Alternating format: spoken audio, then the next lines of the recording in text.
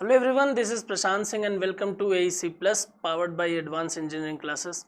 हम बात कर रहे थे आईसीटी की, और आईसीटी में आज जो टॉपिक लेकर आया हूँ मैं आपके सामने वो है OSI मॉडल, या जो हम कंप्यूटर नेटवर्क की बात कर रहे थे उसमें किस प्रकार से डेटा कम्युनिकेट होगा, किस प्रकार से अलग अलग लेयर काम करेंगी, और ये जो रेफरेंस मॉडल है इसका क्या यूज़ होता है उसके बारे में आज हम चर्चा करेंगे। आइए शुरू करते हैं और देखते हैं कि ये OSI मॉडल है क्या। ये ओपन सिस्टम इंटरकनेक्शन की अगर हम बात करें तो आखिर इसमें किस प्रकार की चीज़ें जो हैं वो देखने को मिलती हैं। सबसे पहले तो कुछ बेसिक चीज़ें देख लीजिए कि आखिर इसका इस्टेब्लिशमेंट हुआ कब, कब इसको तैयार किया गया और कब से हम इसको यूज़ कर रहे हैं। तो सबसे पहले अगर हम बात करें तो बोल रहा है कि the full name of OSI model is open system interconnection, right. इसके नाम में ही इसका काम जो है वो छुपा हुआ है। ओपन सिस्टम इंटरकनेक्शन मतलब कि जितने भी सिस्टम हैं उनको आपस में इंटरकनेक्ट करने के लिए हम इस मॉडल का use as a reference model के तौर पर करते हैं। रेफरेंस मॉडल इसलिए बोल रहा हूँ क्योंकि प्रैक्टिकली जो है वो हम TCP/IP मॉडल जो है उसका यूज़ कर रहे हैं, और OSI मॉडल जो है वो एक रेफरेंस मॉडल के तौर पर ही हम उसका प्रयोग कर रहे हैं। इसलिए आप ये याद रखिए कि OSI मॉडल जो है वो एक रेफरेंस मॉडल है। ओपन सिस्टम इंटरकनेक्शन बोलते हैं। It was developed by ISO। ये याद रखना है आपको कि किसके द्वारा इसको डेवलप किया गया है, तो इंटरनेशनल ऑर्गेनाइजेशन फॉर स्टैंडर्डाइजेशन के द्वारा इसको डेवलप किया गया है। कब डेवलप किया गया है, तो 1984। कुछ बेसिक चीज़ें जरूर याद रखें, कभी कभी बहुत छोटे छोटे क्वेश्चन जो हैं वो एग्जाम में पूछ लिए जाते हैं और हम उसमें ही कहीं फंस जाते हैं। तो ये जो बेसिक चीज़ें हैं, ये मॉडल तो हम देख ही लेंगे, लेकिन ये जो बेसिक चीज़ें हैं वो आप जरूर याद रखें। तो आपको पता चल गया कि OSI मॉडल का फुल फॉर्म क्या है। तो OSI का फुल फॉर्म होता है ओपन सिस्टम इंटरकनेक्शन। ISO के द्वारा इसको डेवलप किया गया है 1984 में, और इसमें कितनी लेयर होती हैं, तो इसमें होती हैं 7 लेयर, राइट। अब यहाँ पर ये जो 7 लेयर हो रही, 7 लेयर आपको यहाँ दिखाई दे रही हैं, इन 7 की सातों लेयर में अपना अलग अलग काम जो है वो देखने को आपको मिलेगा। अगर मैं यहाँ से शुरू करूँ फिजिकल लेयर से और एप्लीकेशन लेयर तक की मैं बात करूँ, तो हर लेयर का अपना यहाँ पर एक इंडिविजुअल काम है, और वो दूसरी लेयर से, तीसरी लेयर से, चौथी लेयर से, मतलब नेक्स्ट लेयर से वो के साथ में क्या कर रही है, इंटरकनेक्शन कर रही है। तो एक लेयर अगर डेटा कनेक्शन कर रही है तो दूसरी लेयर जो है वो उस डेटा से अगर नेटवर्क कनेक्शन कर रही है तो दूसरी लेयर जो है वहाँ पर उस नेटवर्क से डेटा को ट्रांसमिट करने के लिए उसका सेगमेंटेशन करेगी, उसको फ्रेमिंग करेगी, राउटिंग की व्यवस्था जो है वो करेगी, राउटिंग जो है वो करेगी, और उस प्रकार से हर लेयर अलग अलग समय पर अलग अलग काम करेगी, राइट। तो एक एक करके हम डिस्कस करेंगे, लेकिन उसके पहले ये हम देख रहे हैं। तो यहाँ पर हमने बोला कि इसमें 7 लेयर होती है। OSI model is a reference model for the communication between 2 user in a network. 2 user के मध्य में एक प्रकार का ये रेफरेंस मॉडल के तौर पर काम करता है, मैंने आपको बता ही दिया था। और data is transmitted from one layer to another layer. आपको अभी मैं एक डायग्राम के जरिए बताऊंगा कि किस तरीके से डेटा का ट्रांसमिशन जो है वो एक लेयर से दूसरे लेयर, तीसरे लेयर, चौथे लेयर, देन वापस से जब हम रिसीवर और सेंडर दोनों एंड की बात करेंगे तो किस तरीके से डेटा का फ्लो होता है वो आपको आज समझ में आ जाएगा। अभी तक हम ये देख रहे थे कि थ्योरी के फॉर्म में चीजें जो हैं वो किस तरीके से चल रही थी। अभी तक हम ये पढ़ रहे थे कि हाँ ये थ्योरी है और इस तरीके से। आज मैं उसकी आपको ये दिखाऊंगा एक डायग्राम के जरिए कि भाई ये इस तरीके से डेटा का ट्रांसमिशन होता है, तो एक इमेज जो है वो आपको क्लियर हो जाएगी, राइट। तो यहाँ पर वही चीजें हैं जो अभी अभी हमने देखा है कि इसमें 7 लेयर होती हैं और हर लेयर का अपना एक अलग अलग काम होता है। एप्लीकेशन लेयर से शुरू होकर और फिजिकल लेयर तक की चीज़ के बारे में आज हम बात करेंगे, राइट। तो ये चीज़ हम डिस्कस करेंगे अभी थोड़ी देर में। अब अगर मैं बात करूं कि इसमें कौन कौन सी 7 लेयर होती है, तो आप याद रखिए कि 7 लेयर में सबसे पहले, अच्छा अब बात ये आती है कि सर हम क्या देखें कि अगर हमसे ये पूछा जाए कि OSI मॉडल की जो फर्स्ट लेयर है वो कौन सी है, तो OSI मॉडल की फर्स्ट लेयर जो है वो डिपेंड करती है कि आप सेंडर साइड में हैं कि आप रिसीवर साइड में हैं, राइट। तो अगर आप सेंडर साइड में हैं तो सबसे पास में आपके जो लेयर होगी, सबसे ज़्यादा कनेक्ट जो लेयर होगी वो होगी एप्लीकेशन लेयर। लेकिन अगर आप रिसीवर एंड पर हैं तो यहाँ पर जो कम्युनिकेशन में जो कनेक्टिविटी स्टेब्लिश होगी वो होगी फिजिकल लेयर के जरिए, इसलिए यहाँ पर फर्स्ट लेयर जो है वो फिजिकल लेयर कहला जाएगी, राइट। तो अगर आप ये बता रहे हैं कि सर सेंडर साइड में फर्स्ट लेयर ये है और रिसीवर साइड में फर्स्ट लेयर ये है, तब आप एक तरफ एप्लीकेशन बताएंगे और एक तरफ आप फिजिकल लेयर बताएंगे, राइट। अगर मैं OSI मॉडल के लेयर की बात करूं और मैं नीचे से शुरू करूं, नेटवर्क के कनेक्शन से शुरू करता हूं, तो सबसे पहले आता है फिजिकल लेयर। फिजिकल लेयर जो है वो कुछ काम करता है, उसके बाद आता है data link layer, then third layer कहलाती है नेटवर्क लेयर, उसके बाद बात करते हैं ट्रांसपोर्ट लेयर की, फिर then session layer, presentation layer और एप्लीकेशन लेयर। इसी सीक्वेंस के साथ में आपको ये लेयर के काम जो हैं, ये लेयर जो हैं उनके नाम याद रखने पड़ेंगे। काम तो हम याद कर रख ही लेंगे, लेकिन ये सीक्वेंस जो है वो ऊपर नीचे नहीं होना चाहिए, तो एक इसका भी आपको ध्यान में रखना पड़ेगा। अच्छा, इस डायग्राम में एक चीज़ और आपको समझ में आ जाएगी कि ये जो 7 लेयर है ना, उसमें से ये जो ऊपर की 3 लेयर होती हैं, इनको हम क्या बोलते हैं? इनको हम बोलते हैं सॉफ्टवेयर लेयर, ये याद रखिएगा। और नीचे की जो 3 लेयर होती हैं, इनको हम बोलते हैं हार्डवेयर लेयर, राइट। अब हार्डवेयर लेयर और सॉफ्टवेयर लेयर तो हो गया, लेकिन बोले कि सर यहाँ तो सिर्फ 6 लेयर की बात हो गई, तो फिर 7वीं लेयर, तो एक बीच की लेयर होती है जिसको हम ट्रांसपोर्ट लेयर बोलते हैं। और ट्रांसपोर्ट लेयर जो होती है वो heart of the OSI model कहलाती है, वो एक तरीके से OSI मॉडल का हृदय कहलाती है। तो आप ये याद रखिएगा, कभी कभी डायरेक्ट पूछता है कि एप्लीकेशन, प्रेजेंटेशन, सेशन लेयर जो है वो किस टाइप की होगी, तो वो सॉफ्टवेयर होगी, और network layer, data link layer, physical layer जो है वो हार्डवेयर लेयर होगी, और हार्ट ऑफ OSI मॉडल अगर आपसे पूछे तो आप याद रखिए कि ट्रांसपोर्ट लेयर होगी। अगर भूल भी जाते हैं तो ये याद रखिए कि यार जो 7 लेयर है उसमें सबसे मिड पॉइंट जो है वही heart of the OSI model होगा। इसके बाद अगर मैं बात करूं तो डेटा का ट्रांसमिशन जो है वो किस तरीके से होता है, सेंडर और रिसीवर एंड पर चीज़ें जो हैं वो किस तरीके से देखी जाती हैं, तो यहाँ पर आप देख लीजिए। अगर मैं बात कर रहा हूँ कि ये एक व्यक्ति है, ये एक नोड है जो सेंडर नोड है, और यहाँ पर अगर मैं बात करूँ तो ये है रिसीवर नोड।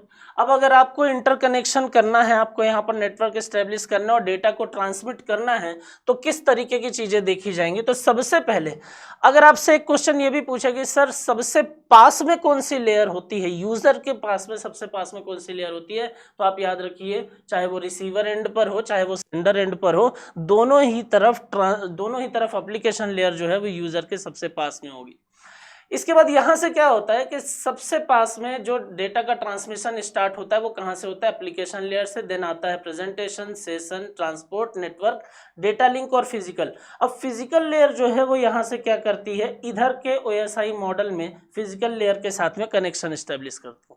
फिजिकल लेयर में ही डिसाइड होता है, फिजिकल लेयर का ही काम होता है कि वो कनेक्शन को स्टेब्लिश करे। यहीं पर पता चलता है कि कनेक्शन जो है वो गाइडेड फॉर्म में होगा या अनगाइडेड फॉर्म में होगा। अब गाइडेड का मतलब होता है कि जब डेटा का ट्रांसमिशन या नेटवर्क कनेक्शन वायर के थ्रू किया जाए तो वो गाइडेड कहलाएगा। अनगाइडेड का मतलब कि जब वायरलेस टेक्नोलॉजी का यूज करके नेटवर्क स्टैब्लिश किया जाए तो वो जो पाथ है वो अनगाइडेड पाथ कहलाता है। तो यहाँ पर जो है वो किस तरीके से होगा ये डिसाइड होगा। इसके बाद डेटा लिंक लेयर पर जाएगा, then network, transport, session, presentation और एप्लीकेशन लेयर, और यूजर जो है वो उस डेटा को रिसीव कर लेगा। तो अब आपको यहाँ पर क्लियर हुआ होगा कि सर जो डेटा का ट्रांसमिशन हो रहा है वो कैसे हो रहा है? Top to bottom and bottom to top. तो यहाँ पर OSI मॉडल में जब सेंडर की बात होगी तब टॉप टू बॉटम होगा, लेकिन जब रिसीवर की बात होगी तब बॉटम टू टॉप जो है फंक्शन एग्जीक्यूट होगा, राइट। इसमें अलग अलग प्रोटोकॉल जो है वो देखने को मिलेंगे और किस तरीके की चीज़ें होती हैं। एप्लीकेशन लेयर की बात करें तो आउटलुक, FTP, टेलनेट जो है वो इस तरीके के protocol, file transfer protocol, telnet जो है वो यहाँ पर देखने को मिलेंगे। डेटा फॉर्मेटिंग कहाँ पर होगी? तो वो प्रेजेंटेशन लेयर का पार्ट हो जाएगा।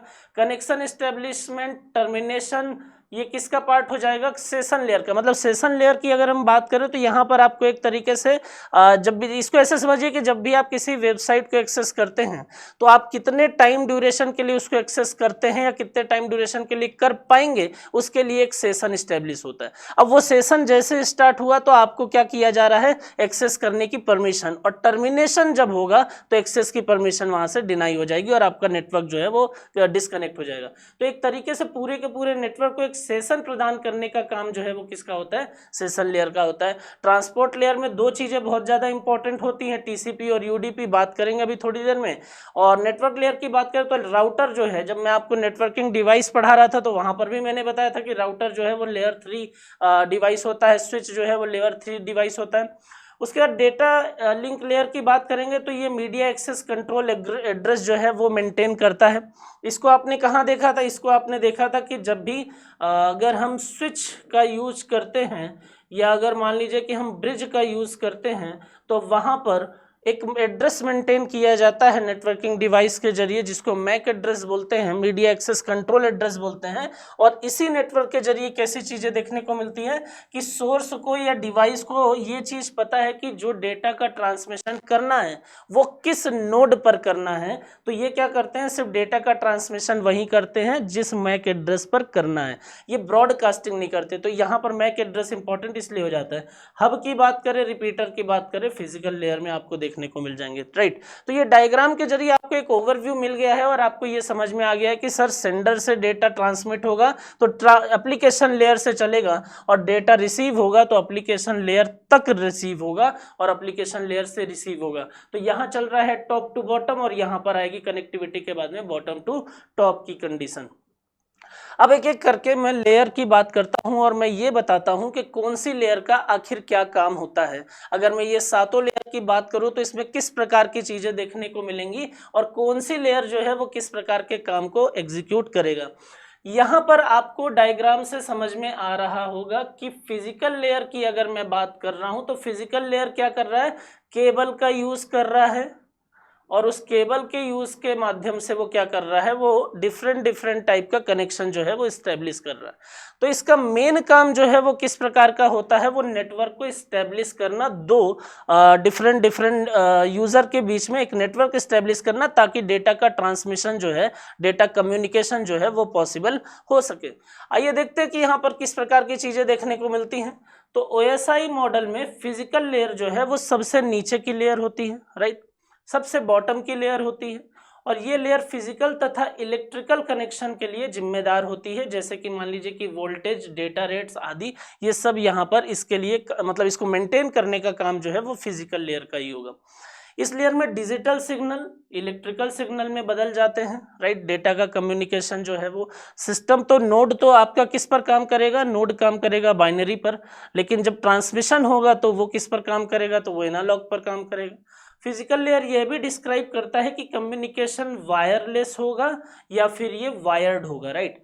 यहाँ पर सबसे मोस्ट इंपॉर्टेंट थिंग जो आपको याद रखनी है वो यही है कि अगर फिजिकल लेयर है तो फिजिकल लेयर में आपको ये याद रखना है कि भाई फिजिकल लेयर जो है वो क्या है, वो सबसे लोवेस्ट या सबसे नीचे की लेयर है। दूसरा आपको ये याद रखना है कि ये डेटा में मतलब दो यूजर के बीच में कनेक्शन इस्टेब्लिश करता है। तीसरा आपको ये याद रखना है कि यहाँ पर कंडीशन जो है वो किस प्रकार की हो सकती है, वो गाइडेड भी हो सकती है और वायरलेस भी हो सकता है, अनगाइडेड भी हो सकता है। तो ये तीन चीजें ही याद रखिए इसमें। सबसे नीचे की लेयर फिजिकल लेयर है, कनेक्शन इस्टेब्लिश करता है, और किस फॉर्म में कनेक्शन होगा, तो वो वायर्ड के फॉर्म में भी हो सकता है और वो वायरलेस टेक्नोलॉजी का यूज करके भी हो सकता है।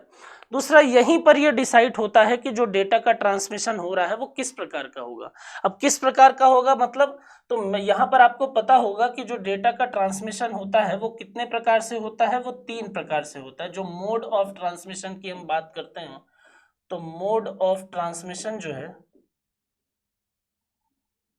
वो 3 प्रकार से होते हैं।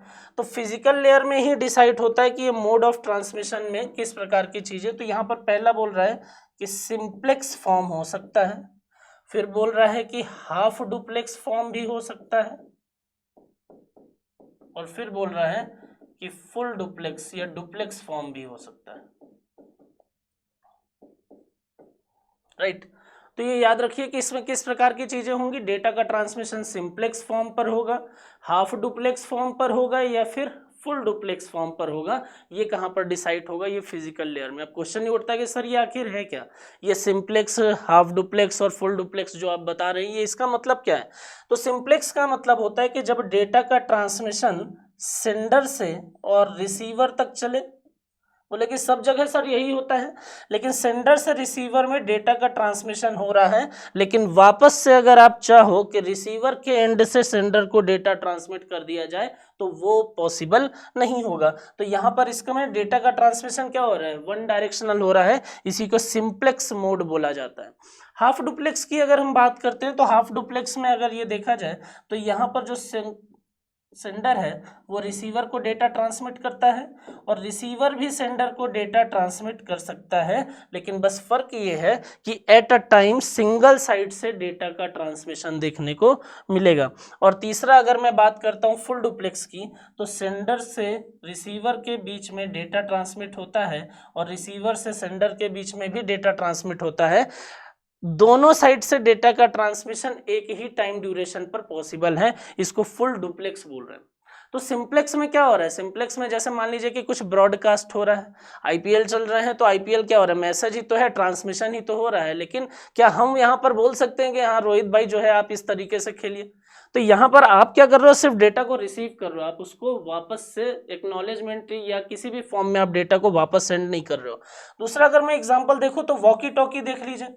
वॉकी टॉकी जो डिवाइस है उसमें अगर एक तरफ से चीजें, एक तरफ से डेटा ट्रांसमिट हो रहा है, तो उस टाइम ड्यूरेशन पर दूसरे तरफ से डेटा ट्रांसमिट नहीं हो सकता है, वो वेट करना पड़ेगा उधर से डेटा पूरा ट्रांसमिट हो जाए, उसके बाद फिर दूसरे एंड से डेटा का ट्रांसमिशन। तो दोनों एंड से पॉसिबल तो है, लेकिन एट अ टाइम एक ही बार में अगर आप देखोगे तो एक साइड से ही डेटा ट्रांसमिट होगा। और फुल डुप्लेक्स में जैसे मोबाइल फोन की अगर हम बात करें, तो अगर आप बात कर रहे हैं तो एक तरफ से इधर से भी बोला जा रहा है और उधर से ही भी उसी टाइम ड्यूरेशन पर आपको इंटरप्ट करके और चीजें जो है वो बोली जा रही है। तो यहाँ पर क्या हो रहा है, डेटा का ट्रांसमिशन दोनों साइड से देखने को मिल रहा है। तो ये याद रखना है कि फिजिकल लेयर में ही ये चीजें डिसाइड होंगी। सबसे नीचे की लेयर कनेक्शन कैसा होगा, कनेक्शन एस्टेब्लिशमेंट यहाँ पर होगा, वायर्ड होगा कि वायरलेस होगा ये भी यहीं पर होगा, और नेटवर्क जो ट्रांसमिशन होगा वो सिंप्लेक्स होगा, हाफ डुप्लेक्स होगा या फिर वो फुल डुप्लेक्स होगा, वो भी यहीं पर डिसाइड होगा। तो ये सेम अगर आप देखो तो फिजिकल लेयर के काम थे। इसके बाद अगर मैं बात करूं तो दूसरी लेयर आती है हमारे पास में, कौन सी, डेटा लिंक लेयर। अब डेटा लिंक लेयर जो है वो क्या होती है, तो ओएसआई मॉडल की नीचे से दूसरी लेयर होती है, फिजिकल लेयर और नेटवर्क लेयर के बीच की लेयर मानी जाती है। ये मानी क्या जाती है, ये होती ही है, ठीक है। तो यहाँ पर अगर आप बात करोगे तो यहाँ पर क्या समझ में आता है कि sir data link layer OSI model की दूसरी लेयर है और ये फिजिकल लेयर से ऊपर और नेटवर्क लेयर से नीचे की तरफ इस्टेब्लिश होती है। अब देखिए आखिर इसमें किस प्रकार की चीज़ें जो हैं वो देखने को मिलती है। तो ओएसआई मॉडल में डेटा लिंक लेयर नीचे से दूसरे नंबर की लेयर है, बोले ठीक है। इसको एक मोस्ट इंपॉर्टेंट थिंग आप याद रखेंगे कि इसको बोला क्या जाता है, तो इसको बोला जाता है फ्रेम यूनिट, है ना। इसको क्या बोला जाता है, तो जो डेटा लिंक लेयर है वही क्या कहलाती है, वही कहलाती है फ्रेम यूनिट। ये बहुत ही इंपॉर्टेंट है, ये जरूर आप याद रखेंगे। इस लेयर में नेटवर्क लेयर द्वारा भेजे गए डेटा को पैकेट्स के फॉर्म में डिकोड और इनकोड किया जाता है, तथा ये लेयर ये भी सुनिश्चित करती है कि पैकेट्स में कोई एरर तो नहीं। तो यहाँ पर अगर आप बात करोगे तो क्या क्या चीज़ें देखने को मिलेंगी। पहली चीज़ ये कि जो डेटा लिंक लेयर है, अगर मैं यहाँ पर बात करूँ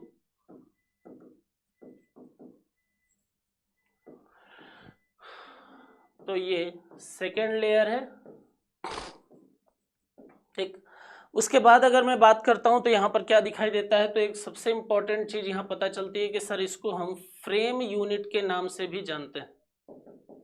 उसके बाद अगर मैं बात करता हूं तो यहाँ पर क्या चलता है, अगर आप यहाँ देखोगे तो आपको ये पता चलेगा कि सर डिकोड और इनकोड करने के लिए भी, किसको डिकोड और इनकोड करने का काम किया जाता है, तो डेटा का मतलब जो डेटा है उसको पैकेट में कन्वर्ट किया जाता है और पैकेट को ही इनकोड और डिकोड भी किया जाता है। अब इनकोड और डिकोड का मतलब क्या होता है कि आप जो भी डेटा को ट्रांसमिट कर रहे हो, अगर उसको एक ऐसे नेटवर्क में ट्रांसमिट किया जा रहा है जिसमें मल्टीपल यूज़र कनेक्ट हैं, तो आपके डेटा लॉस होने की संभावना जो है वो बन जाती है। तो आप उसमें कुछ ऐसी टेक्निक यूज़ करते हैं जिसमें आपका डेटा जो है वो किसी दूसरे फॉर्म पर, किसी दूसरे रूप में दिखाई देता है और इसको वही यूज़र एक्सेस कर सकता है या पहले वाले ओरिजिनल रूप में ला सकता है जिसको वो टेक्निक या जिसको वो कीवर्ड जो है वो पता होंगे। तो इसी टेक्निक को हम इनकोडिंग और डिकोडिंग कहते हैं। इनक्रिप्शन और डिक्रिप्शन जैसी चीज़ें जो हैं वो आपने सुन रखी हों। तो यहाँ पर पता चल गया कि सेकेंड लेयर है, फ्रेम यूनिट के नाम से जाती है, डेटा को पैकेट के फॉर्म में ये कन्वर्ट करते हैं, इनकोड और डिकोड करते हैं। इसमें एक चीज़ जरूर याद रखिएगा कि इसकी दो सब लेयर होती हैं, ठीक है। एक जिसको मीडिया एक्सेस कंट्रोल लेयर कहते हैं और दूसरा लॉजिक लिंक कंट्रोल लेयर कहते हैं।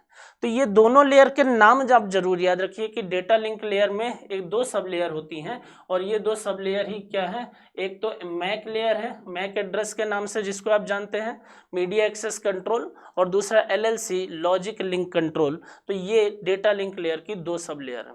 इसके बाद में इसके दो इंपॉर्टेंट प्रोटोकॉल, ठीक, कौन कौन से इंपॉर्टेंट प्रोटोकॉल हैं, तो यहाँ पर देखिए SDLC high level data link control, ठीक है। तो यहाँ पर आप क्या याद रखेंगे कि भाई डेटा लिंक लेयर के दो प्रोटोकॉल, एक HDLC high layer data link control और दूसरे की अगर मैं बात करूँ तो पॉइंट टू पॉइंट प्रोटोकॉल, ठीक है। तो यहाँ पर जो, अच्छा प्रोटोकॉल क्या होता है, अगर प्रोटोकॉल वर्ड आप देख रहे हैं तो प्रोटोकॉल का मतलब क्या होता है, तो प्रोटोकॉल जो है वो सेट ऑफ रूल्स है और किस तरीके से किस नियम के आधार पर किस चीज़ को हम एग्जीक्यूट करेंगे उसके लिए अलग अलग चीज़ों के लिए अलग अलग प्रोटोकॉल जो है वो बनाए गए हैं, वो नियम जो हैं वो बनाए गए, उन्हीं नियमों के आधार पर चीज़ें जो हैं वो ट्रांसमिट की जाएंगी। तो यहाँ पर आप क्या क्या याद रखेंगे डेटा लिंक लेयर में, सेकेंड लेयर होती है framework, packet, encode, decode, SDLC, PPP, दो सब लेयर हैं और साथ में दो इंपॉर्टेंट प्रोटोकॉल जो हैं वो कौन कौन से, तो एक याद रखिएगा, एक SDLC और एक PPP के नाम से, राइट, और सॉरी ये प्रोटोकॉल हैं, और दो याद रखिएगा जो सब लेयर है वो मैक और LLC के नाम से, है ना। तो ये चीज़ जो है वो आपको क्लियर होगी। आगे अगर देखें डेटा लिंक लेयर के फंक्शन पर, तो यही मेन काम है, पैकेट्स को इनकोड और डिकोड करना, ये हमने देख ही लिया है। पैकेट्स को फ्रेम भी कहते हैं, ठीक है, और इसका मेन काम जो है वो डेटा का ट्रांसमिशन देखना है, उसका रेगुलेशन करना है। और अच्छा एक most important thing, most important word जो है वो याद रखिएगा, जिसको CRC कहते हैं, साइक्लिक रिडंडेंसी चेक कहते हैं। अब इसमें क्योंकि फ्रेम के अंदर साइक्लिक रिडंडेंसी चेक जोड़ा जाता है, इसमें ये देखा जाता है कि भाई जो डेटा है, जो भी चीज़ें हैं उसमें एरर तो नहीं है, तो उस एरर को फाइंड करने के लिए हम क्या करते हैं, हम यहाँ पर CRC का यूज़ करते हैं। तो CRC के माध्यम से, साइक्लिक रिडंडेंसी चेक के माध्यम से ये चीज़ क्लियर हो जाती है कि जो भी डेटा है, जो भी पैकेट है, जो भी फ्रेम है वो एरर फ्री है या नहीं है। तो ये एरर को ढूंढने का काम और उसको रेगुलेट करने का काम भी करता है, और ये इस बात को देखता है कि जो भी पैकेट ट्रांसमिट हो रहे हैं उसमें कहीं पर भी कोई भी एरर जो है वो देखने को ना मिले। नेक्स्ट अगर मैं बात करूं OSI मॉडल की तीसरी लेयर की, तो physical layer, data link layer और उसके ऊपर की जो लेयर होती है उसी को आप बोलते हो network layer, right. Network layer में सबसे मोस्ट इंपॉर्टेंट थिंग जो है वो है IP एड्रेस। यही लेयर है जहां पर जो पैकेट्स होते हैं, जो नेटवर्क होता है उसमें नोड को क्या किया जाता है, IP एड्रेस में प्रोवाइड किया जाता है, और इसी एड्रेस के थ्रू एक यूनिक एड्रेस जो है वो डिवाइस का देखने को मिलता है, और ये चीज़ क्लियर हो जाती है कि हाँ भाई किस IP एड्रेस पर हमको डेटा का ट्रांसमिशन करना है। तो नेटवर्क लेयर जो है वो सबसे इंपॉर्टेंट है, OSI मॉडल का तीसरा लेयर ये माना जाता है, और इस लेयर में पैकेट यूनिट भी कहते हैं। जैसे अगर आप थोड़ी देर पहले देख रहे थे तो आपको क्या पता चल रहा था कि जो डेटा लिंक लेयर है वो क्या कहला रहा है, वो फ्रेम यूनिट कहला रहा है, और जो नेटवर्क लेयर है वो क्या कहला रहा है, वो पैकेट यूनिट कहला रहा है। तो ये भी आप याद रखेंगे।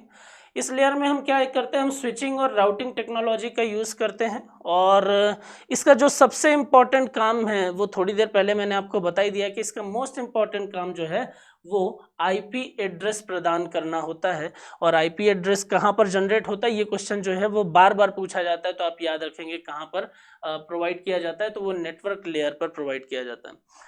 नेटवर्क लेयर में अगर हम बात करें, जो डेटा होता है वो डेटा पैकेट्स के रूप में होता है, और डेटा पैकेट को एक डिवाइस से दूसरे डिवाइस में पहुंचाने का काम जो होता है वो नेटवर्क लेयर का होता है। अब देखिए फिजिकल लेयर ने नेटवर्क इस्टेब्लिश कर दिया है, फिजिकल लेयर ने किस प्रकार का कम्युनिकेशन होगा एक पाथ जो है वो बता दिया है। डेटा लिंक लेयर की बात करें तो फ्रेम जो है वो बन गए हैं, पैकेट जो है वो बन गए हैं। अब यहाँ पर अगर आप देखोगे तो IP एड्रेस प्रदान कर दिया गया है। अब IP एड्रेस के माध्यम से किस IP एड्रेस पर डेटा को ट्रांसमिट करना है, पैकेट को ट्रांसमिट करना है, इसका काम जो है वो किसको दिया गया, वो दिया गया नेटवर्क लेयर को। तो नेटवर्क लेयर की एक जिम्मेदारी ये भी होती है कि वो पैकेट्स को, वो डिफरेंट जहाँ पर भी जो कनेक्शन इस्टेब्लिश हो रहा है उन पैकेट्स को क्या करे, ट्रांसमिट करे, और कहाँ पर, सामने वाले रिसीवर की तरफ। तो ये एक चीज़ इसमें याद रखिएगा।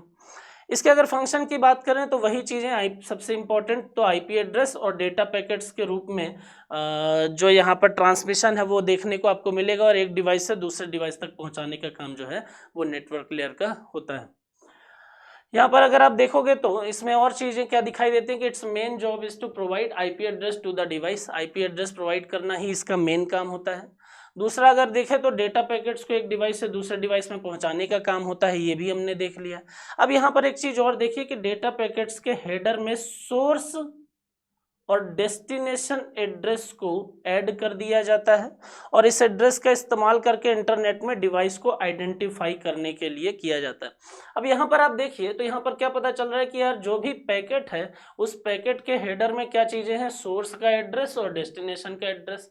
तो इससे क्या चीज़ें पता चल रही है कि इससे ये चीज़ें क्लियर है ना कि भाई ये जो पूरा का पूरा पैकेट है ना, ये कहाँ से भेजा जा रहा है और कहाँ इसको भेजना है, ये दोनों चीज़ें क्लियर हो गई हैं। तो इनके माध्यम से आपकी जो डिवाइस है कनेक्शन में या आपकी जो डिवाइस देखने को मिल रही है उसको आप आसानी से आइडेंटिफाई कर सकते हो और डेटा को ट्रांसमिट वहीं पर कर सकते हो जहां पर एक्चुअल में डेटा ट्रांसमिट करना था। इस लेयर का काम जो है वो राउटिंग का होता है और राउटिंग में ये डिसाइड किया जाता है इसके माध्यम से कि किस पाथ के माध्यम से डेटा का पैकेट के फॉर्म में जो ट्रांसमिशन हो रहा है वो किस पाथ के माध्यम से जो है वो बेहतर तरीके से ट्रांसमिट किया जाता है। तो ऑप्टिमम सॉल्यूशन या ऑप्टिमम पाथ जो है वो फाइंड किया जाता है किसके माध्यम से, इसी लेयर के माध्यम से। तो यहाँ पर एक चीज़ और आप याद रखें कि ऑप्टिमम पाथ जो है वो निर्धारित करने का काम किसका होता है, वो भी नेटवर्क लेयर का ही होता है। चौथी लेयर की अगर हम बात करें तो आती है ट्रांसपोर्ट लेयर। अब ये ट्रांसपोर्ट लेयर क्या होती है, तो मैंने आपको क्या बोला था कि नीचे के जो लेयर है वो हार्डवेयर लेयर है, ऊपर की 3 लेयर जो है वो सॉफ्टवेयर लेयर है, राइट। और ये जो है ये क्या है, ये heart of the OSI model है ना। तो यहाँ पर अब देखिए किस तरीके की चीज़ें देखने को मिलती हैं। फोर्थ लेयर है किसकी, ओएसआई मॉडल की, और इसको किस नाम से जाना जाता है, तो इसको हम बोलते हैं सेगमेंट यूनिट, है ना। किस नाम से जाना जाता है, तो सेगमेंट यूनिट। कहाँ पर देखने को मिलती है, तो सेशन लेयर से नीचे और नेटवर्क लेयर से ऊपर ये चीज़ें देखने को मिलती हैं। अब इसमें और क्या चीज़ें होती हैं, तो ये लेयर्स ये सुनिश्चित करती है कि हमें जिस क्रम में डेटा भेजा जा रहा है उसी क्रम में प्राप्त हुआ है कि नहीं। यह लेयर का कार्य दो कंप्यूटर के मध्य कम्युनिकेशन को उपलब्ध कराना होता है।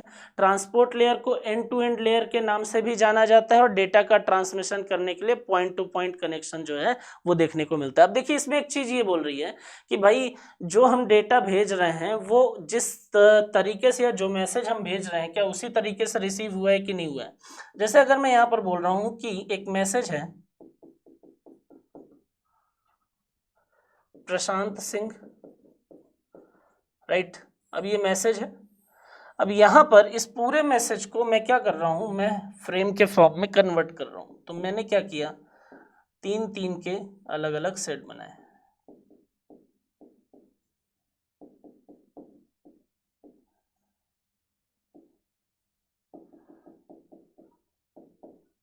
है ना। तो यहाँ पर अलग अलग पैकेट हो गए। अब अगर आपको 1 2 3 4 5 मैं इस तरीके से सेंड कर रहा हूँ और आप इसी सीक्वेंस से रिसीव करते हो, तब तो आपको एक्चुअल मैसेज रिसीव हो जाएगा। अब अगर मान लीजिए कि आप जो रिसीव कर रहे हो, आपको जो पैकेट मिल रहे हैं वो कैसे हो रहे हैं, वो 3 4 5 2 1 ऐसे रिसीव हो रहे हैं, तो जो एक्चुअल मैसेज है वो तो आप तक पहुंच ही नहीं पा रहा है। तो यहाँ पर जो जिम्मेदारी होती है वो ट्रांसपोर्ट लेयर की होती है। और वो ट्रांसपोर्ट लेयर क्या करता है, वो ये देखता है कि जो डेटा का ट्रांसमिशन पैकेट के फॉर्म में हुआ है वो जिस सीक्वेंस में डेटा का ट्रांसमिशन हो रहा है क्या उसी सीक्वेंस में जो रिसीवर एंड है वहाँ पर भी चीज़ें रिसीव की जा रही हैं। अगर उसी सीक्वेंस में रिसीव की जा रही हैं तो ठीक है, अदरवाइज अगर सीक्वेंस चेंज है तो मैसेज तो अलग हो जाएगा। तो यहाँ पर ये देखता है कि भाई ये जो सीक्वेंस है वो वही होना चाहिए जो सेंडर के द्वारा किया गया है या सेंडर के द्वारा जिस सीक्वेंस में डेटा का ट्रांसमिशन हुआ है। तो ये एक इंपॉर्टेंट चीज़ है और इसी के माध्यम से क्या होता है, जो रिसीवर एंड होगा वो वही मैसेज रिसीव करेगा जो सेंडर ने सेंड किया है। एंड टू एंड लेयर के नाम से इसलिए जाना जाता है ये क्योंकि यहाँ पर जो कनेक्शन एस्टेब्लिशमेंट देखने को मिलता है वो पॉइंट टू पॉइंट होता है, वो नोड टू नोड होता है, इसलिए इसको हम एंड टू एंड लेयर भी कहते हैं। इसमें अगर आप देखोगे तो दो चीज़ बहुत ज़्यादा इंपॉर्टेंट प्रोटोकॉल हैं, इनको जरूर नाम याद रखें आप। एक को बोलते हैं टीसीपी ट्रांसमिशन कंट्रोल प्रोटोकॉल, और एक को बोलते हैं यूडीपी, जिसको यूजर डेटाग्राम प्रोटोकॉल के नाम से जाना जाता है। तो ये क्वेश्चन भी कई बार पूछा हुआ है कि टीसीपी और यूडीपी जो है वो किस लेयर के प्रोटोकॉल हैं। तो आप ये याद रखेंगे कि वो ट्रांसपोर्ट लेयर के हैं, और ये ट्रांसपोर्ट लेयर ये वही लेयर है जो हार्ट ऑफ ओएसआई मॉडल कहलाती है। तो टीसीपी यूडीपी जो है वो किसके प्रोटोकॉल हैं, तो वो ट्रांसपोर्ट लेयर के प्रोटोकॉल हैं, ये आप याद रखेंगे। इसके बाद अगर हम देखें और ट्रांसपोर्ट लेयर के फंक्शन देखें, तो अभी थोड़ी देर पहले मैंने आपको ये बताई है कि लेयर का मुख्य काम जो है वो डेटा को एक कंप्यूटर से दूसरे कंप्यूटर तक ट्रांसमिट करना है। यहाँ पर जब आप देखोगे तो ऊपरी लेयर से मैसेज को रिसीव करती है और मैसेज को बहुत सारे सेगमेंट में डिवाइड कर देती है। प्रत्येक सेगमेंट का एक सीक्वेंस नंबर होता है और जिससे प्रत्येक सेगमेंट को आसानी से आइडेंटिफाई किया जाता है। तो यहाँ पर आप देखिए कि चीज़ें किस प्रकार से, कि जहाँ से डेटा को रिसीव किया, जैसे ही डेटा को रिसीव किया तो उसको अलग अलग सेगमेंट में डिवाइड कर दिया। अब जैसे ही सेगमेंट डिवाइड हुए तो मैंने आपको थोड़ी देर पहले ही बोला कि वहाँ पर उनका एक सीक्वेंस नंबर है, और उसी सीक्वेंस नंबर के आधार पर आप पैकेट को, आप सेगमेंट को क्या कर रहे हो, आप वहाँ पर आइडेंटिफाई कर रहे हो। तो इसी आइडेंटिफिकेशन के माध्यम से चीज़ें क्या होती हैं कि जो भी डेटा सेंड हो रहा है वही जब रिसीव किया जाता है तो ये देखा जाता है कि भाई ये पैकेट जो है वो उसी फॉर्म पर है या नहीं है। ये चीज़ यहाँ पर इंपॉर्टेंट हो जाती है। तो ये काम जो है वो ट्रांसपोर्ट लेयर का ही है। फ्लो कंट्रोल और एरर कंट्रोल जैसे काम जो है वो भी यहाँ पर देखने को मिलता है कि मतलब जो डेटा का फ्लो हो रहा है वो सही हो रहा है कि नहीं है, एरर जो है वो एरर फ्री चीज़ें यहाँ पर ट्रांसमिट हो रही है कि नहीं हो रही। तो यहाँ पर इसका दो काम जो है वो और याद रखिए कि एक फ्लो कंट्रोल का और एक एरर कंट्रोल का देखने को मिलता है। पांचवी लेयर की तरफ चढ़ते हैं और ट्रांसपोर्ट लेयर से थोड़ा और ऊपर चलें अगर हम ओएसआई मॉडल में, तो हमारे पास में आता है सेशन लेयर। अब सेशन लेयर का काम क्या होता है, तो सेशन लेयर का काम कुछ इस प्रकार का होता है कि जैसे मान लीजिए कि सेंडर है और रिसीवर है, एक नेटवर्क से जैसे कनेक्टिविटी हुई तो वहां पर जो डेटा का ट्रांसमिशन होगा उसके लिए डेटा के ट्रांसमिशन से स्टार्ट करके और डेटा का ट्रांसमिशन खत्म होने तक का एक सेशन जो है वो प्रोवाइड कर दिया जाता है।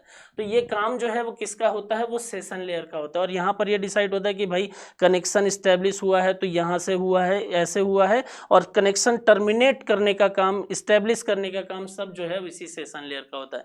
आइए यहाँ पर देखिए, थोड़ा और आसानी से समझ में आ जाएंगी चीज़ें आपको। तो सेशन लेयर दो डिवाइसों के बीच कम्युनिकेट के लिए सेशन प्रदान करता है। मतलब क्या है, तो जब कोई यूजर कोई भी वेबसाइट को खोलता है, ओपन करता है, तो यूजर के कंप्यूटर तथा वेबसाइट के बीच सर्वर का एक सेशन जो है वो बन जाता है, और वहां पर ये पता चलता है कि कितने टाइम ड्यूरेशन के लिए आप इस वेबसाइट को एक्सेस कर सकते हो। तो जब तक कि वो सेशन मिला हुआ है तब तक आप क्या कर सकते हो, उसको एक्सेस कर सकते हो। जैसे ही वो टर्मिनेट होगा वैसे ही वहां पर चीजें जो है वो खत्म हो जाएंगी। जैसे मान लीजिए यहाँ पर अगर आप देखते हो, एक छोटे से एग्जाम्पल के जरिए अगर हम इसको समझें, तो मान लीजिए कि आप क्या कर रहे हैं, आप कोई इंटरनेट बैंकिंग का यूज़ कर रहे हैं। अब आप उस इंटरनेट बैंकिंग के जरिए आप क्या कर रहे हैं, डेटा का ट्रांसमिशन कर रहे हैं। तो आप देखते होंगे कि वहाँ पर जो डेटा का ट्रांसमिशन हो रहा है या जो भी मनी ट्रांसफ़र करने के लिए या किसी भी प्रकार की बैंकिंग सर्विस को एग्जीक्यूट करने के लिए आप वो कर रहे हो, वहाँ पर साइड में आपको एक टाइम दिखता रहता है। और कभी कभी जब आप ज़्यादा समय लगाते हैं तो वहाँ पर एक मैसेज आता है सेशन आउट। तो इसका यही मतलब है कि आप जिस भी वेबसाइट को एक्सेस कर रहे हैं उसके लिए एक पर्टिकुलर सेशन दिया जाता है। किसी के लिए कम होता है, किसी के लिए ज़्यादा होता है। बैंकिंग में सेशन इसलिए कम होते हैं या इसलिए बोला जाता है कि 5 मिनट या 10 मिनट के अंदर करिए, क्योंकि वहाँ पर बैंकिंग फ्रॉड से बचा जा सके। तो यहाँ पर अगर हम देखें तो चीज़ें किस प्रकार से देखने को मिलती हैं कि ये सेशन लेयर ही होती है जो पूरे के पूरे नेटवर्क में जब सर्वर से कनेक्टिविटी होती है तो वहाँ पर एक सेशन जो है वो प्रोवाइड करती है। तो आई होप कि आपको ये चीज़ें समझ में आ गई होंगी। तो वेबसाइट के सर्वर के बीच में एक सेशन का निर्माण होता है। सेशन लेयर का मुख्य काम ये देखना होता है कि किस प्रकार के कनेक्शन को, तीन चीजें, इस्टेब्लिशमेंट, मेंटेन एंड टर्मिनेट। तो मतलब किस प्रकार के जो सेशन है उसको स्टार्ट करना है, उसको मेंटेन करना है कितने टाइम ड्यूरेशन के लिए, और उसको टर्मिनेट करना है। ये पूरा का पूरा काम जो है वो किसका होता है, वो सेशन लेयर का होता है। सेशन लेयर का मुख्य काम जो है वो डेटा के बीच, दो डिवाइसेस के बीच में सेशन को स्थापित करना है। उसमें वही चीज़ें कि भाई एक तो आप इस्टेब्लिश करो, दूसरा मेंटेन करो, और तीसरा फिर उसको टर्मिनेट कर दो। सिंक्रोनाइजेशन के कार्य को भी ये पूरा करती है। और जब भी ट्रांसमिशन में कोई एरर आ जाती है तो ट्रांसमिशन को दोबारा किया जाता है। ये भी चीज़ आप याद रखिएगा। तो यहाँ पर सबसे मोस्ट इम्पॉर्टेंट थिंग कि क्या है, तो यहाँ पर सेशन जो है उसमें सेशन इस्टेब्लिश हो रहा है, दूसरा अगर बात करें तो उसको मेंटेन कर रहे हैं, और तीसरी अगर मैं बात करूं तो उसको फिर टर्मिनेट कर रहे हैं। तो ये चीज़ आप जरूर याद रखें, यही काम जो है वो सेशन लेयर का है। इसके बाद थोड़ा और आगे बढ़े और हमारे सामने जो आती है वो आती है छठवीं लेयर। किसकी छठवीं लेयर? OSI मॉडल की। और ये लेयर क्या कहलाती है? ये कहलाती है प्रेजेंटेशन लेयर। अब ये प्रेजेंटेशन लेयर क्या कहते हैं? तो ये छठवीं लेयर है, प्रेजेंटेशन लेयर के नाम से ये जानी जाती है। Used for encryption and decryption for data of data. It is also use for data compression. यहाँ पर ही जैसे मान लीजिए मैंने क्या बोला कि इधर आप देख रहे थे कि डेटा को इनकोड और डिकोड किया जा रहा है। अब डेटा को इनकोड और डिकोड किया जा रहा है तो वहाँ पर किस तरीके की चीज़ है कि वही लोग जिसको डिकोडिंग के लिए वो कीवर्ड पता है वही डिकोड कर सकते हैं। तो यहाँ पर क्या हो रहा है कि जो भी डेटा आया है वो डेटा सिक्योर रहे, उसके लिए इंक्रिप्शन टेक्निक यूज होती है। और जब आप दूसरे एंड पर होते हैं तो इंक्रिप्शन किए गए डेटा को, इनकोड किए गए डेटा को आप क्या कर सकते हैं? डिकोड कर सकते हैं, या फिर वहाँ पर आप डिक्रिप्शन कर सकते हैं। तो वहाँ पर इस टेक्निक के माध्यम से आप अपने डेटा को सेफ रख सकते हैं और डेटा ट्रांसमिट हो सकता है। तो एक तो ये याद रखना है कि यहाँ पर इंक्रिप्शन और डिक्रिप्शन चीज़ें जो हैं वो देखने को मिलती हैं। सेंडर साइड से होंगे तो इंक्रिप्शन दिखेगा, और रिसीवर साइड से अगर देखेंगे तो डिक्रिप्शन दिखेगा। एक तो ये चीज़ें हो गई। दूसरा, कभी कभी हमारा जो डेटा होता है वो बहुत साइज में बहुत ज़्यादा बड़ा होता है। अब बड़े साइज के डेटा को ट्रांसमिट करने के लिए थोड़ी समस्या देखी जाती है। तो वहाँ पर क्या किया जाता है? डेटा को कंप्रेस किया जाता है।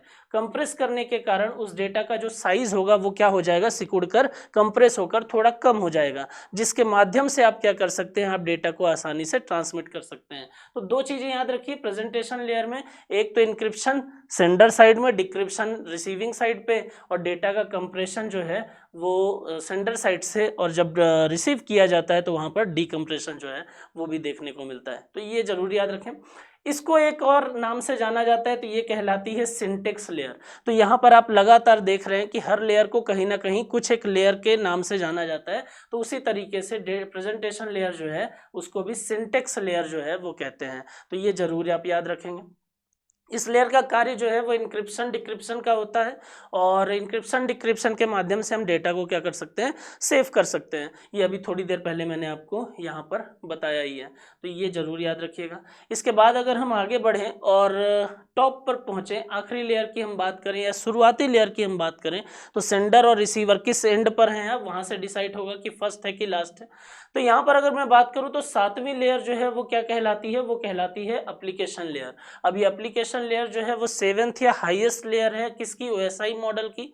इसका मेन फंक्शन की अगर हम बात करें तो application layer is to be interface between our actual application and other layers. ठीक है, यहाँ पर अगर हम देखें तो ये क्या कर रहा है? ये यूजर और के बीच में और बाकी लेयर के बीच में एक तरीके से इंटरेक्शन जो है वो इस्टेब्लिश कर रहा है।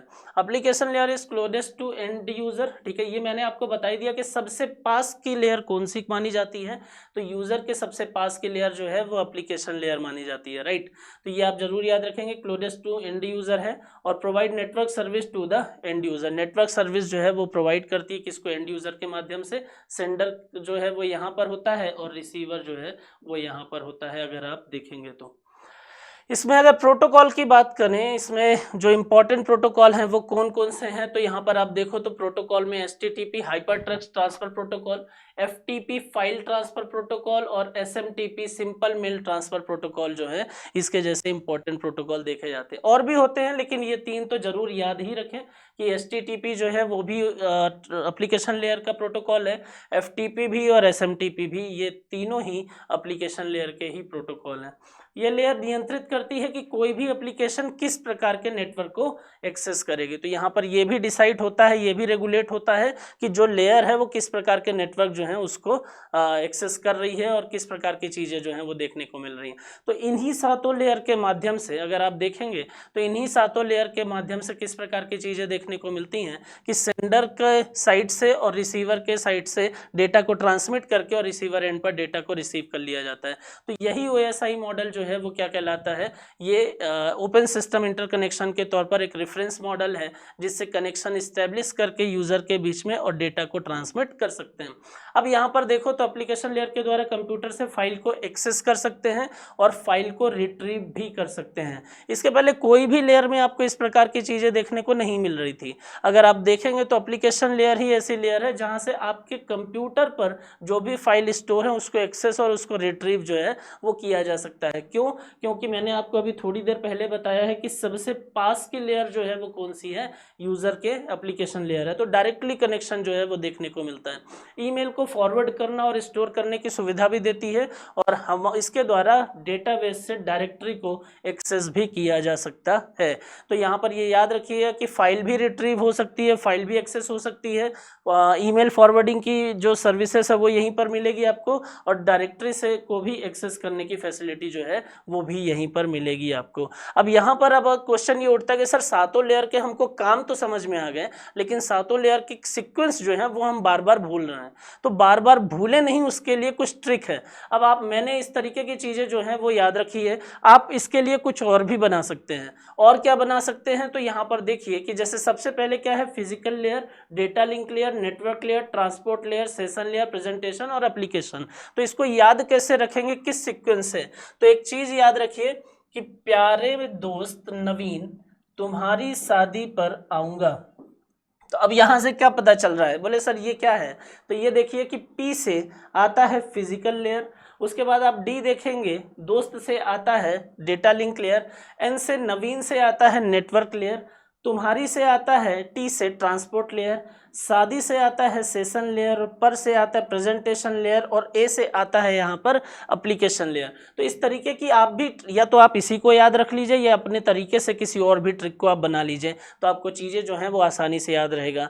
तो प्यारे दोस्त नवीन पर तुम्हारी शादी पर आऊँगा जैसी चीज़ें जो हैं वो आपको इस बात में मदद करेंगी कि कहाँ पर किस जगह पर किस प्रकार की लेयर जो है वो देखने को मिलती है। फिजिकल लेयर होती है, डेटा लिंक लेयर होती है, network layer, transport, session, presentation और एप्लीकेशन लेयर। यही सात की सातों लेयर जो हैं वो OSI मॉडल की लेयर हैं और सबके काम जो हैं वो अलग अलग होते हैं, राइट। तो यही OSI मॉडल का रेफरेंस मॉडल है जो अभी हमने डिस्कस किया है। अब इसमें एक चीज़ और याद रखिए, तो दूसरा जो मॉडल आता है वो आता है TCP/IP मॉडल। अब TCP/IP मॉडल और OSI मॉडल को हम कंपेयर करते हैं, काम लगभग सेम होता है, इसलिए मैं यहाँ पर काम अलग से आपको नहीं बता रहा हूँ। बस आप इतना याद रखिए, इनको कंपेयर करके चीज़ों को याद रखिए कि जैसे ही आप OSI मॉडल देखते हो तो आपको 7 लेयर दिखाई देती हैं, लेकिन जब TCP/IP मॉडल देखते हो तो आपको 4 लेयर दिखाई देती हैं।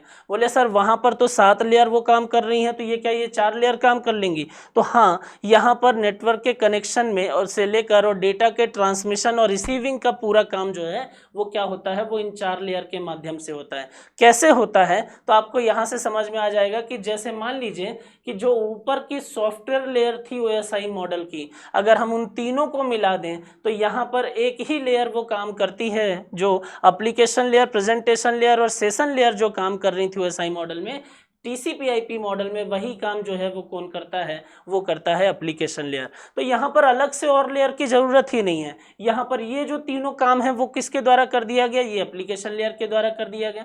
अब बात आती है transport layer, heart of OSI model की। तो यहाँ पर किस नाम से जाना जाता है, तो ट्रांसपोर्ट लेयर जो है वो as it is transport layer के ही नाम से जाना जाता है। तो यहाँ पर एक ये हो गया। उसके बाद आता है नेटवर्क लेयर। तो नेटवर्क लेयर यहाँ किस नाम से, तो इसको हम बोलते हैं यहाँ इंटरनेट लेयर के नाम से ये जाना जाता है। और लास्ट की जो 2 लेयर हैं जिसको आप डेटा लिंक और फिजिकल लेयर कहते हैं, इन दोनों के द्वारा या इन दोनों के द्वारा जो भी काम किया जा रहा था वो यहाँ पर एक ही लेयर कर रही है जिसको आप नेटवर्क लेयर कह रहे हैं।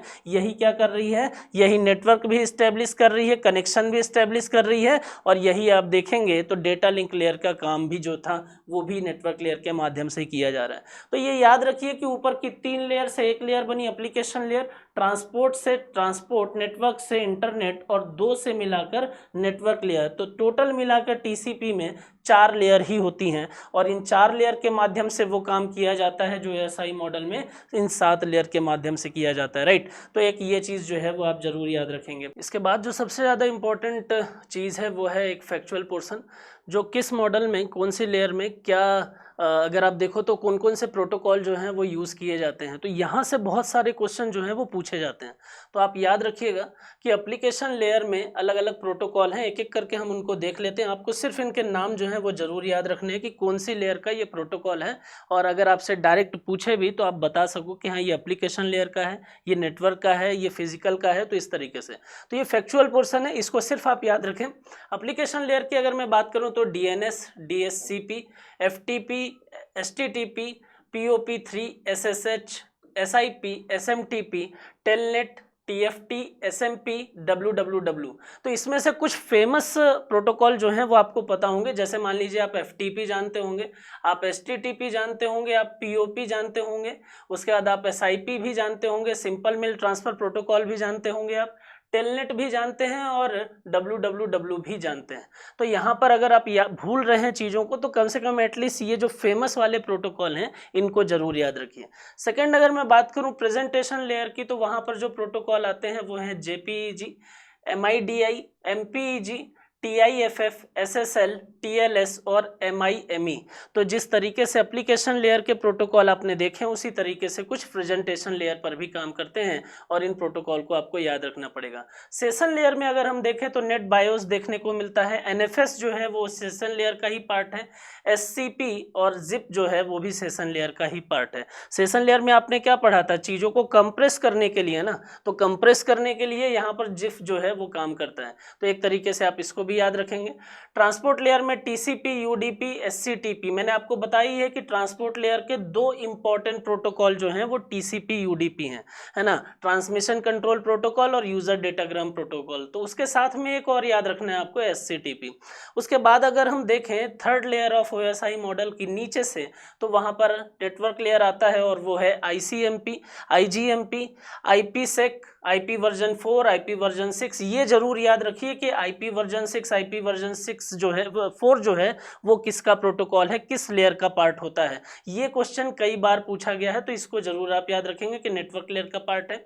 IPX, RIP, ARP जो है वो यहाँ पर इसके प्रोटोकॉल के तौर पर देखे जाते हैं।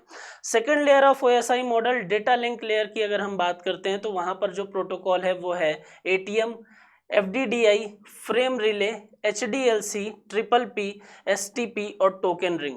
तो इस तरीके के प्रोटोकॉल आप इस पर याद रखेंगे। और लास्ट अगर फाइनल लेयर की मैं बात करता हूं तो यहाँ पर एक लेयर आती है फिजिकल लेयर, और इसमें Bluetooth, Ethernet, ISDN, wifi, USB और टोपोलॉजी, इस तरीके के प्रोटोकॉल। तो यहाँ पर ये फैक्चुअल पोर्शन है लेकिन इंपॉर्टेंट पोर्शन है, तो इसको आप जरूर याद रखेंगे।